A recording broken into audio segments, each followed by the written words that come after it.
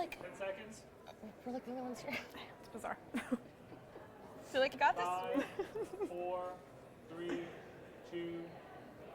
Good afternoon. Welcome back to Trade Talks. I'm your host, Jill Malandrino, Global Markets Reporter at Nasdaq. We're coming to you live from Georgetown University's McDonough School of Business for the DC Blockchain Summit. And joining me is Nasdaq's very own Kyle O'Connor. She's a product development specialist at Nasdaq. And thank you, finally got you on camera with me for Trade Talks. Thank you so much for having me. Tell us about the partnership with VE. What's that all about? Sure. So when we were first starting our cryptocurrency strategy, we really wanted to sort of think about the way that passive investing has really come to the forefront in recent years, and with millennials, aversion to crypto, or really their, preference to crypto. Right. So we wanted to combine those two things, and those two things really meant to us as an ETF. So VanEck is, second to none in the ETF space, and we really wanted to be able to leverage that relationship for not only digital asset products, but for other products down the line.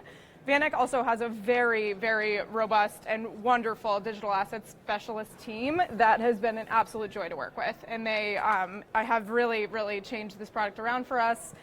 Their expertise is second to none in the space. It's been wonderful. So what are we doing that's differentiated from a product perspective relative to the other exchanges? Sure. So we have kept a very close eye on the two products that already exist, and we've listened to market feedback, we've listened to regulator feedback, we've really tried to take into account all of the things that people do like about these products and all of the things that they don't. We've tried to adjust. So we have taken a very surveillance, market manipulation, kind of safe investment focus to the product that we're using. So we've done a ton of due diligence on the spot exchanges.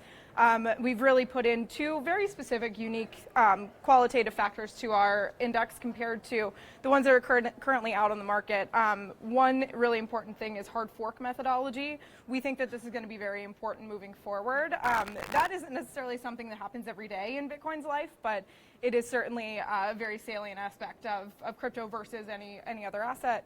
And then we have what's called a liquidity penalty factor. So what that means is it allows for us to be safer when exchanges maybe go down, or it allows us to capitalize on the geographical rhythm of how trading happens in Bitcoin around the world. All right, now here's a $1 million question. What is Nasdaq doing to amplify its efforts with the institutional adoption of digital assets? So the thing that I've noticed the most with being out, talking to our customers, talking to the space just about institutional adoption of crypto is a severe lack of education. So as soon as people start learning about digital currencies, they're almost way more excited than they are skeptical. It's the original stigma that exists in the ecosystem right now that is really hindering institutional adoption. So education, being an advocate for the space, we've been trying to put a really positive connotation on any conversations that we have in the crypto area and really allow our customers and allow institutional players to see that this technology does have value, and it is going to be very important moving forward. Now, we get this question a lot on Trade Talks.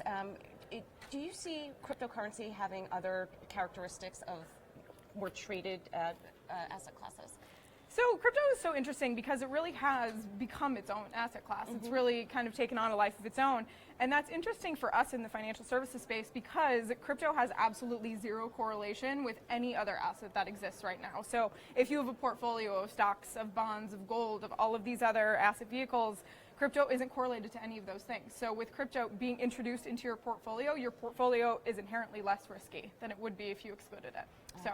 Well, thank you very much for joining us today at Georgetown. Look forward to having you back on more often. Absolutely. And thank you for joining me throughout the day. I'm Jill Malandrino, Global Markets Reporter at Nasdaq.